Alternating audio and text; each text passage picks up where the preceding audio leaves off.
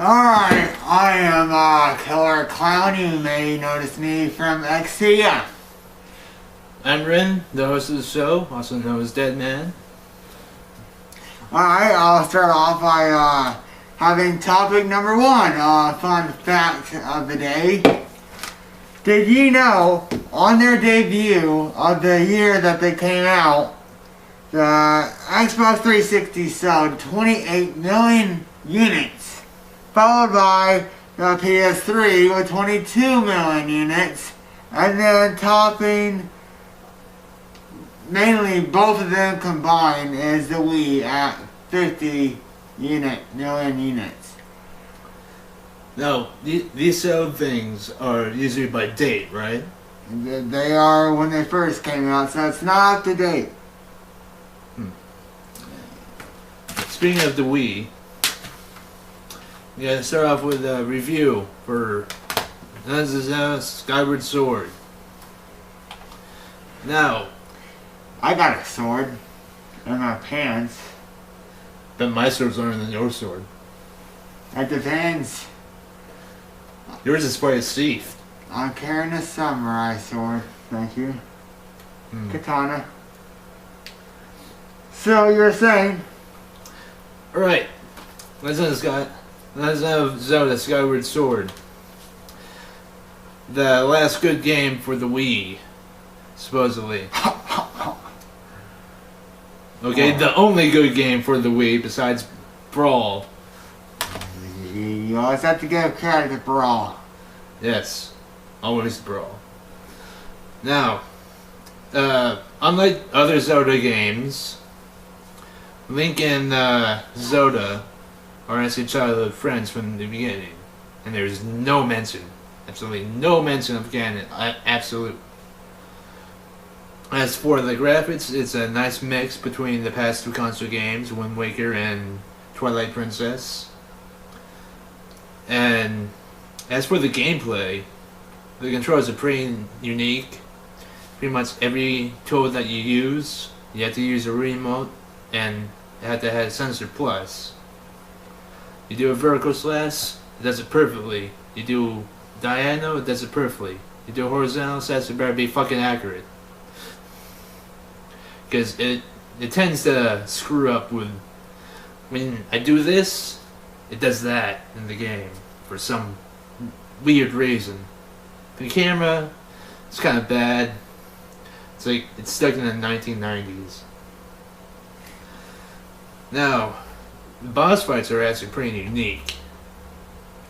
One of the first bosses you fight is actually the main villain in the game. As for the second one, it's actually interesting considering that you're fighting a giant ball of molten lava. Third one, it's a piece of cake, if you know how to defeat it that well. And actually this boss actually becomes a uncommon enemy later in the game. Fourth one is a boss that you have to fight 3 times at different points.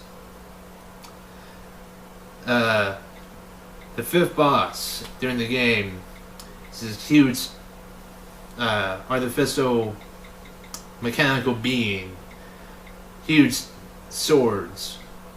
6 huge swords, and number 6 is a tentacle monster. God damn it, Japan.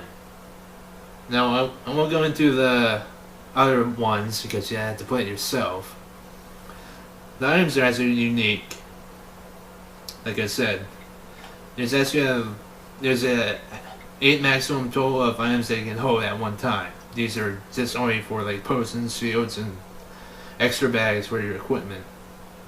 And you have 8 main equipment such as the beetle, the bombs, and the gust jar. But overall, this game is actually pretty nice. Although I still prefer Twilight Zelda for its more darker kind of graphics. Alright, well, that will sum it up for, This is Skyward Sword. Buy it. And how much was it at GameStop?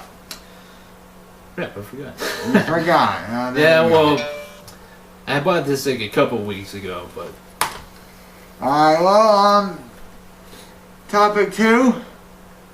Game versus game. We have a triple threat going on over here. I have some Articles. articles, yes. I just got some articles here. You can't see them from here because you're too fucking far away. Yeah. Go ahead and put the viewers off. You're lucky you're behind camera. Alright, we got some articles here. The first one being Guitar Hero Metallica. I love this game. I'm a Metallica fan to begin with, so you love it even more.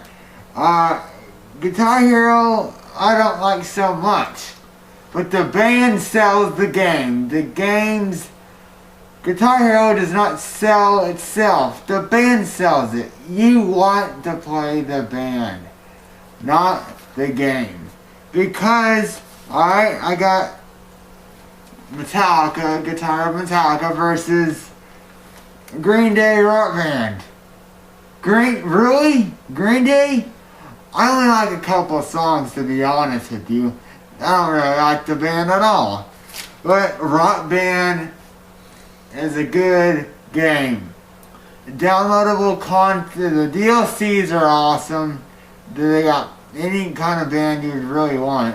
And the user-generated content is really nice, especially if you got some very talented people out there and make some very good songs. Yeah.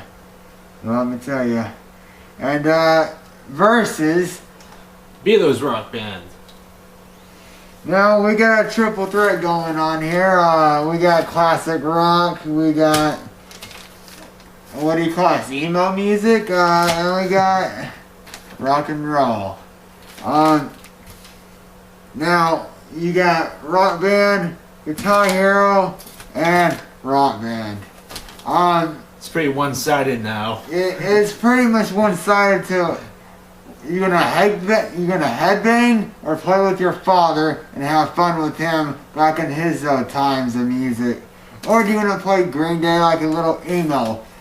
Honestly, I'm gonna go with Metallica, but on the note of knowing what game is better, go with Rock Band. In general, Rock Band is much better than Guitar Hero.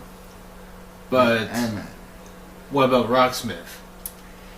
That's something we have to go on another day because I've not played it. I'm not going to criticize the game if I've not played it yet. I can. Rocksmith is actually a very interesting one. Because you're not playing with shitty little guitars. You're playing a real one. You're actually playing a guitar, electric guitar. As far as I'm gonna go with that, because I haven't actually played the game. Oh, you hypocrite. Alright. Let's go ahead and... You got one more thing? Or you no, played... No. Yeah, I want to save it for the main event, but you go ahead. Didn't you, say you played, Ultimate Marvel vs. Capcom? Oh my gosh, Ultimate Marvel vs. Capcom. There is one big dispute on that game that they fucked up on when they brought it out. First of all, they shouldn't have brought out Ultimate Marvel vs. Capcom because those are supposed to be DLCs. But they were due and cheap enough to say, hey, let's make some more money and let's just put all these new characters. But wait, no, Capcom, you're missing one. Where's Mega Man? That's right, Mega Man. Your franchise, your legendary franchise at that. Mega Man. Now, to go into the Mega Man thing, Kenji Inafune, who left Capcom, is the father of Mega Man. Now, in Japan, in general, they respect the father of a character. If that person decides to leave, by the way, Kenji Inafune was treated really shitty at Capcom. When he left, they said, okay, we're not making any more Mega Man games, we'll cancel Legends 3, and we'll cancel Mega Man universe for the online. Now, going to Legends 3, Mega Man Legends was a pretty was it unnoticed game because it was totally different. It was a 3D one, and there was voices and everything. Now, Carol Clown's almost asleep here, but basically they had to cancel Mega Man Legends 3 for the 3DS. A lot of people bought a 3DS just to play that game. And guess what happened? Capcom said, LOL, we decided to cancel it. Well, it's a shame. Yeah, it's a shame. Mega Man just couldn't live up to his hype. Premature ejaculation, I guess. I don't know. Yeah. He really did blow the load. Alright, for the main event, we got game review. We got game review here. WWE 12. That's right, WWE 12. Preferably for the 360. And it can go both ways for the PS3 though. But this is the copy I got. You know, it's funny because I started playing SmackDown, just bring it, SmackDown Know Your Role. It all started on the PlayStation. On the basic PlayStation. PlayStation 1. It started on PlayStation 1. I used to be a PlayStation guy. Until, 360 came out. Then I converted. And said, suck it to PlayStation. Oh. Yeah, I'm PlayStation. He's Xbox. That's right. Get it right. Down the middle. Alright, anyhow, I have some harsh comments for the asshole who rated this damn game. Here we go. I got some articles on Game Informer magazine rated WWE 12 a 5.5. You fucking kidding me? Really? Really?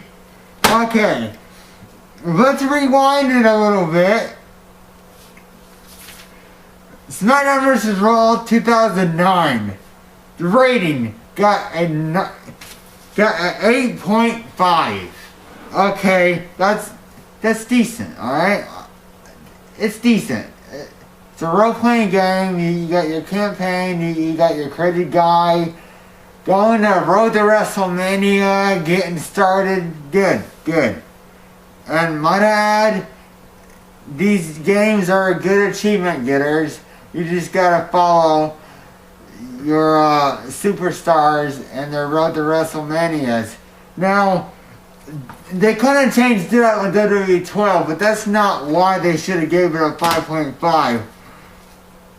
Matter of fact, just fuck you. You know what? Okay, look, let's fast forward into the future. SmackDown vs. Raw 2011. Rating? An 8. This is a different critic though. The critic named Dan Reicher? Reicher? Alright. You listen up here. Dan Reicher? Why so serious? You know what? Fuck you. Dan Reicher can go suck a nut. You know why? You rated SmackDown vs. Raw 2011 at 8, but the next newest game, WWE 12, dude, you can do so much more that you couldn't do in the last game. They even let you be the creator of your own arena. So much more creation can be done by you. You can create your own fucking universe. Just because you don't have to run to WrestleMania in this game like you do all the rest. And the only one on the downside is general manager mode. You could do that in Saints Row 2007. And that was a good feature I liked. But they took it out. I don't know why. Because you could be your own manager and shit. I had the game for the PSP. Yeah, I know, that's right. Anyways. Hypocrite. Anyhow, my biggest argument right there. 5.5 bullshit.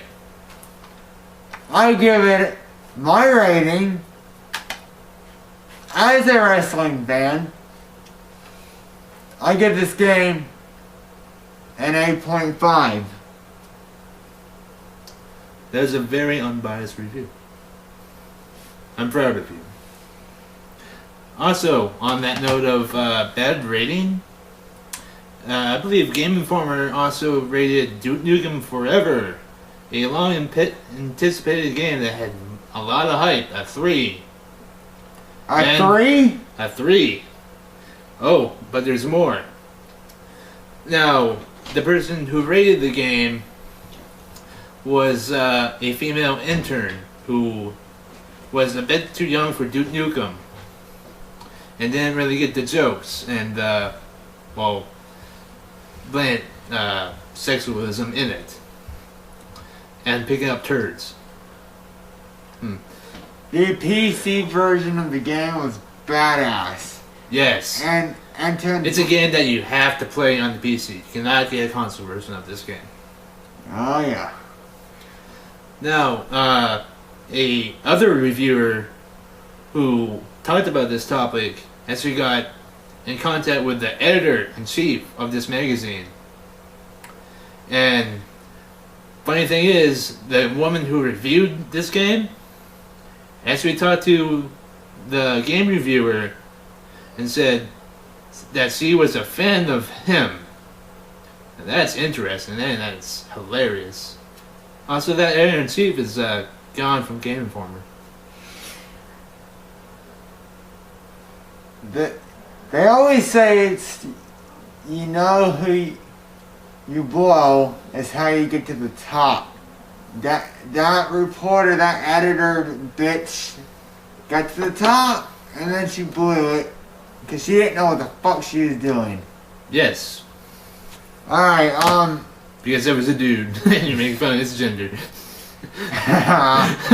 Alright, anyhow, was there not a topic out there that was floating around in the internet world? Oh, you mean the censor internet thing, right? SOPA? Oh yeah, something about copyrights. Let's talk about that a little bit. Very serious mode now. Now, from what the bill has stated, it is very vague, and it's going to give a lot of control to movie companies, record companies, all these companies who have all the copyrights. Now, if this bill passes, it's going to get, if someone puts a copyrighted thing on, say, Twitter, and puts music or anything like that, they could get kicked off of Twitter, or worse, Twitter could be gone. As well as YouTube, I heard, huh? YouTube is fucked right now, because almost every copyrighted thing in our world is on YouTube. We got people singing karaoke of songs, and that can get flagged and shut down. So Google, who is the parent company of YouTube now, could have to close, including the search engine too. You know, all those people out there just need to stop hating and tend to their own business and stop, you know, suing other people. Just do what you do and have fun while you're doing it. You know? Just shit like that pisses me off too, huh? Alright, I really hope you liked episode 1 here. We'll be bringing a special guest and a third host next episode. So stay tuned for that, please. And we'll have some more game reviews out there. And I hope you enjoyed our stay.